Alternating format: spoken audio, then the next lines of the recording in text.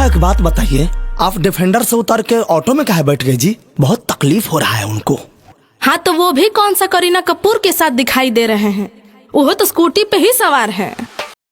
काजल अगवानी के सॉन्ग को सुनने के बाद खेसारी लाल यादव जी का है रिप्लाई। जी हाँ दोस्तों, खेसारी लाल यादव जी ने क्या रिप्लाई दिया ये सुनते हैं। जो बात बोला था शुभांकर मिश्रा जी के ब्रॉडकास्ट में, तो मैंने एग्जाम्पल दिया था। भैंस चराता था ना, तो समझ जाओ कितना दिमाग होगा। उनको छूने के लिए औकात चाहिए, औकात उतना बड़ा होना चाहिए कि आप उनको छू सकें। लोमड़ी के हाथ जब अंगूर नहीं लगता है ना, तो बोलता है कि अंगूर खट्टे हैं। तो अपना ही जो बात बोला था शुभांकर मिश्रा जी के ब्रॉडकास्ट में, तो मैंने एग्जाम्पल दिया था। मेरा मोटो ये नहीं कि मैं अपने डिफेंडर की बात कर रहा हूँ भाई, कोई नया डिफेंडर है मेरे जीवन में। इतनी औकात तो है जो रॉयल खरीद लूं मैं।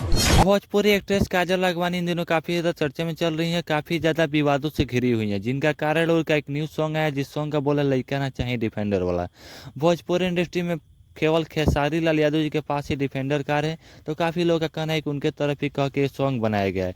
और बात में सच्चाई भी है कि खेसारी लाल यादव जी ने एक पॉडकास्ट में शुभांकर मिश्रा के पॉडकास्ट में काजल अगवानी का काफ़ी इंसल्ट किया था, और उसी का रिप्लाई देते हुए काजल अगवानी थोड़ा लेट सॉन्ग लाई है, लेकिन उसी का रिप्लाई देते हुए सॉन्ग है। आप लोग सुने होंगे तो पता चल ही गया होगा। और कौन है सही कौन है गलत आप लोग कमेंट में ज़रूर बताइएगा। और चैनल को अभी तक सब्सक्राइब नहीं किए तो चैनल को सब्सक्राइब करके वीडियो को लाइक कर दीजिए, अपने दोस्तों के साथ शेयर कीजिए। धन्यवाद।